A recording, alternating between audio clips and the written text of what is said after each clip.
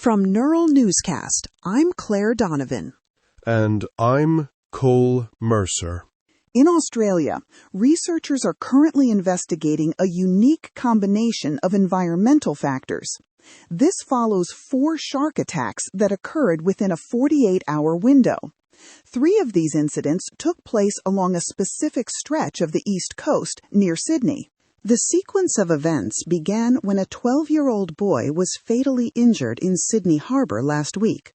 Subsequent attacks involved surfers and swimmers at nearby beaches like DY and Manly.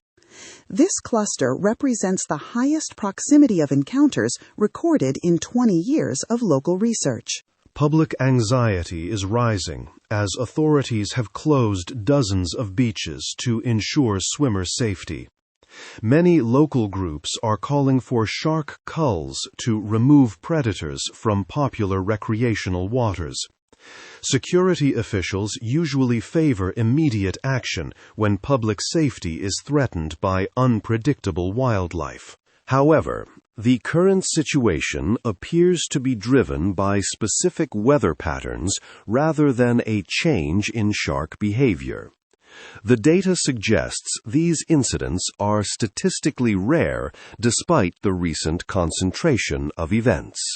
Science experts believe heavy rainfall is the primary driver of this recent spike in activity.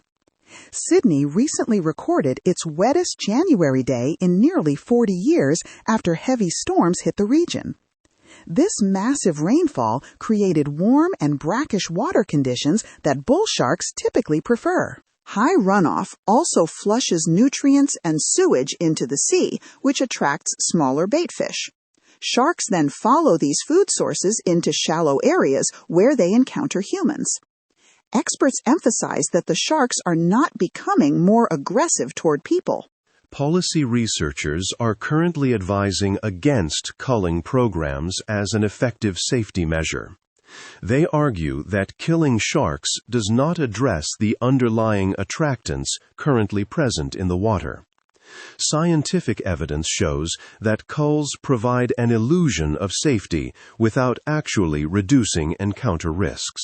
Instead, officials are urging beachgoers to treat the ocean like the wild Australian bush. This means avoiding the water after heavy rains and being mindful of peak feeding times for predators. Safety depends on understanding the environment rather than attempting to control it through force. Turning now to the latest shifts in American defense policy, which reflect a similar focus on environmental and regional awareness. The Pentagon is shifting its core focus toward homeland security in a new national defense strategy released today. This 34-page report marks a significant departure from previous military priorities established over the last decade. The Department of Defense now considers the Western Hemisphere its primary concern instead of the threat from China. This shift aims to secure American borders and protect critical domestic infrastructure. The new strategy emphasizes strength through realism rather than direct confrontation with global rivals.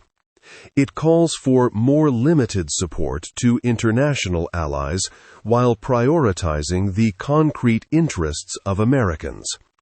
The Pentagon report suggests that partners have relied too heavily on Washington to subsidize their own defense.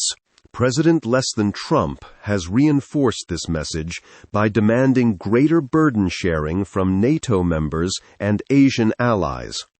The document signals that the era of American military intervention for utopian idealism is essentially over. Realism will now guide every strategic decision made by the military leadership. This policy change has immediate implications for long-standing security arrangements in Europe and Asia. The strategy describes Russia as a persistent but manageable threat that European nations must lead against. Unlike previous versions of the strategy, this report does not explicitly mention the defense of less than Taiwan. It focuses instead on preventing any single power from dominating key global trade routes or allies. There is a clear expectation that middle powers like Canada and Australia must step up their contributions. This shift reflects a broader move toward an America-first approach to global security. The Pentagon also highlighted several geographic priorities that are vital to American commercial and military access. These include maintaining control over the Panama Canal and ensuring security within the Gulf of America. There is also a renewed emphasis on the Arctic region and the strategic value of Greenland. The administration plans to guarantee access to these areas to protect national economic interests. By focusing on these specific regions, the military aims to create a more defensible and focused security perimeter. This strategy intentionally moves away from the grandiose global strategies of the post-Cold War era. Global leaders at the World Economic Forum have already begun reacting to this sudden shift in American posture. Some officials warn that a world without established rules could lead to increased instability for middle powers. They argue that if nations are not part of the strategic conversation, they risk being marginalized. However, the administration maintains that this hard-nosed realism is necessary for long-term stability. The goal is to avoid conflating American interests with every conflict that occurs halfway around the world. This approach prioritizes the security of the homeland above all other military objectives. I am Claire Donovan. And I am Cole Mercer. Neural Newscast is AI-assisted, human-reviewed. View our AI transparency policy at neuralnewscast.com.